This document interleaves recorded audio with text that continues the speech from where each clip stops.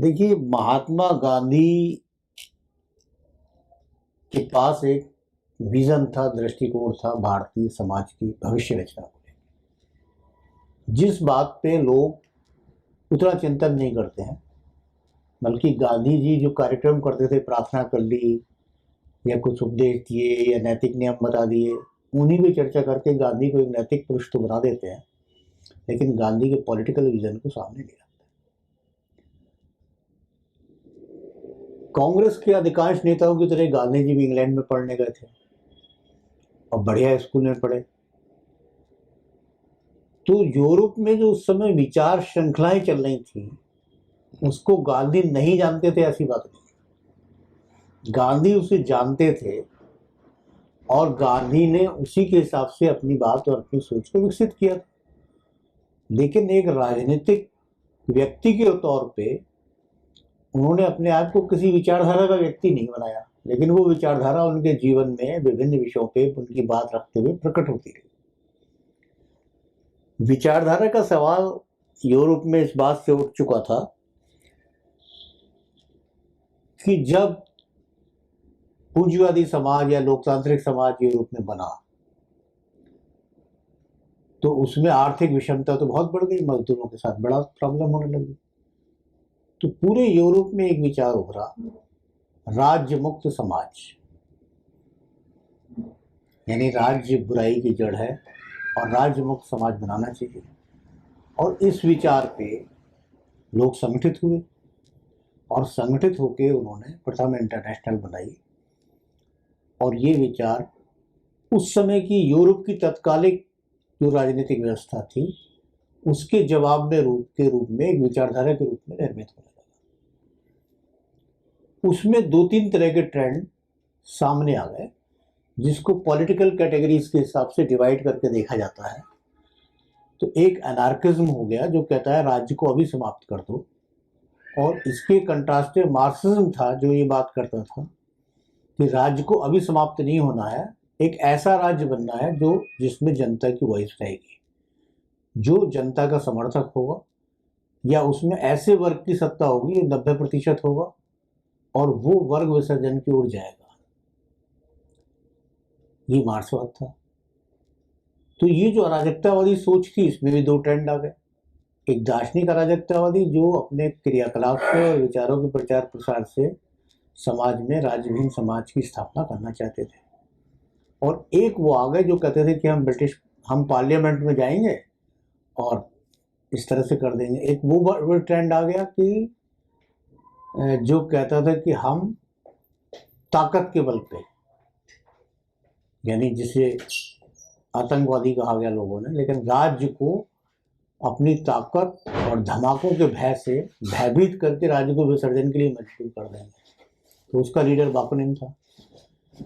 तो ये परिदृश्य गांधी के सामने भी पहले था कि भाई वैचारिक श्रृंखलाएं ये चल रही है। तो गांधी जी ने उसमें जिस पॉलिटिकल ट्रेंड को चुना उसे दार्शनिक अराजकतावाद कहते हैं। तो ये पॉलिटिकल ट्रेंड था, यूरोप में बहुत से लोग इस विचार को रख रहे थे। गांधी का भी राजनीतिक विचार दार्शनिक अराजकतावाद था। तो मार्क्स और उनकी सहमति थी इस बात पे कि वर्तमान राज्य गलत है, जो पूंजीवादी राज्य बन गया, पूंजीवादी लोकतंत्र बन गया, वो गलत है, और सही राज्य बनना चाहिए, सही व्यवस्था बननी चाहिए, इसलिए कि राज्य की आवश्यकता नहीं है या न्यूनतम राज्य रहना चाहिए। तो इस पे सब सहमत, क्योंकि मार्क्स का भी जो साम्यवाद है वो साम्यवाद आखिर राज्यहीन समाज ही तो है। तो राज्यहीन समाज के लक्ष्य पे बात एक थी, लेकिन राज्यहीन समाज तक पहुंचा कैसे जाए, इसको लेके गांधी जब शुरुआत में काम कर रहे हैं, रास्किन से प्रभावित है, इससे प्रभावित है, तो अपने आश्रम इस तरह से बनाते हैं कि उस आश्रम की संरचना में एक भविष्य का समाज चित्रित होता है। ऐसा सेंट साइमन भी करते हैं। फूरिये ने उटोपिया किताब लिखी है, उसका भी लक्ष्य है। तो दीर्घगामी लक्ष्य के रूप में बात एक है।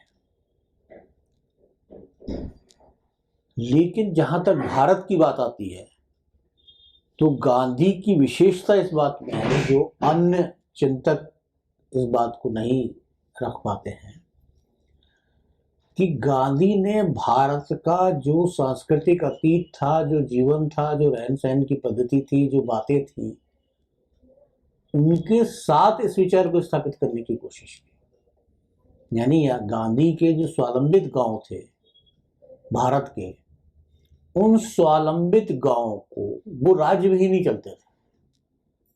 ये दुनिया में कहीं नहीं हुआ, इसलिए दुनिया के चिंतक इस बात को नहीं जानते थे कि भारत में जो ग्राम है, जो गांव है, वो राज्यविहीन लोकतंत्र के जीवंत प्रमाण है।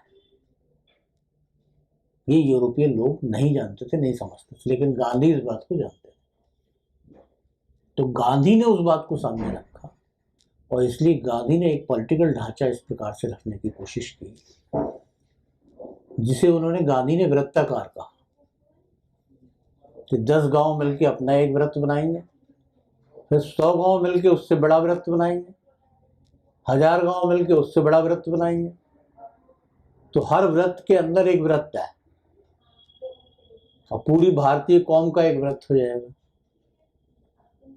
तो ये वृत्तों की जो कार्यकारिणियां होंगी, जो चीजें होंगी, वो अंदर के वृत्तों का नियोजन करते हुए आगे जाएंगे, लेकिन अंदर के वृत्त का भी स्वावलंबन मौजूद रहेगा। ये नहीं है कि उसको खत्म हो जाएगा।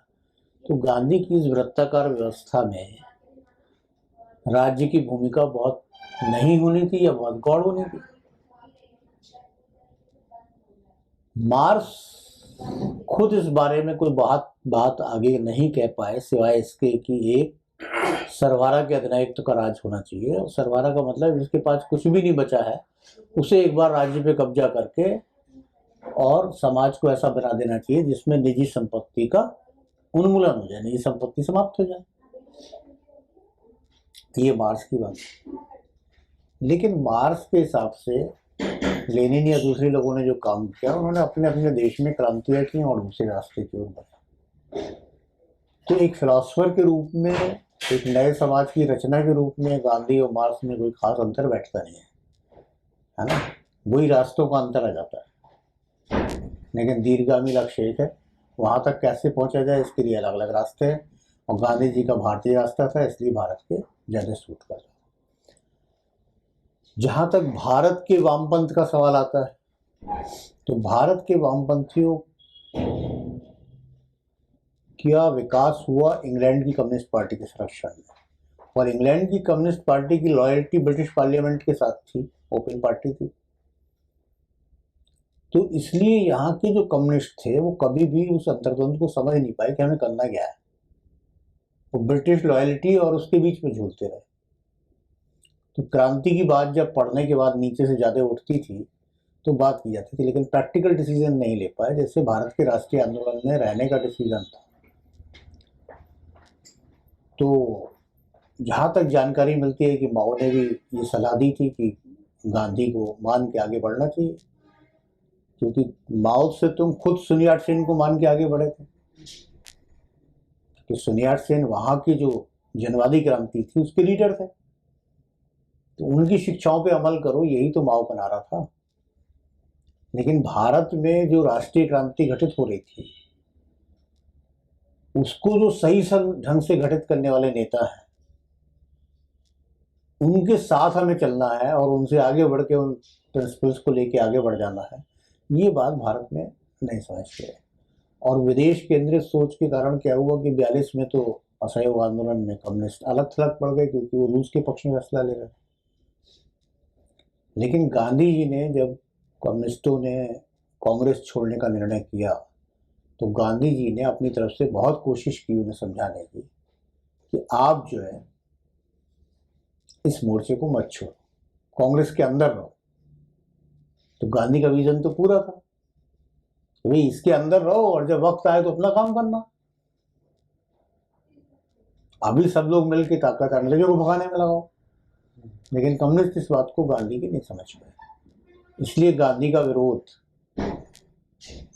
करने में कम्युनिस्ट पार्टी गांधी को कैसे पूंजीवाद का एजेंट है, कैसे साम्राज्यवाद का एजेंट है, इस तरह तक की बातों पर लोग चले गए। लेकिन अभी अभी सीपीएम ने गांधी को स्वीकार किया, उनके रोल को स्वीकार किया। तो देर आए, बहुत साल बाद समझ में आया, 75 साल बाद, 80 साल बाद, 100 साल बाद समझ में आया, लेकिन समझ में आया। तो ये गांधी और मार्क्स की बात है, कोई फर्क नहीं पड़ता है कि आप किस विचारधारा को लेकर भविष्य का समाज कैसे बनाना चाहते हैं, लेकिन वर्तमान आज भी हम उसी से उलझे हुए हैं। वो है कि हम विदेशी साम्राज्यवाद के नीचे कुचले हुए हैं, हम अंग्रेजी और अंग्रेजियत का शिकार हैं, हम पाश्चात्यता का शिकार हैं। तो इनसे मुक्ति के लिए जो रास्ता है वो गांधी के विचारों से आगे बढ़ता है भारत के अंदर। तो भारत में जो मार्क्सवादी हैं उनका भी सही पाथ ये होना चाहिए कि वो इसी रास्ते से आगे बढ़े, तभी भारत में एक राज्यविहीन समाज की स्थापना की जा सकती है।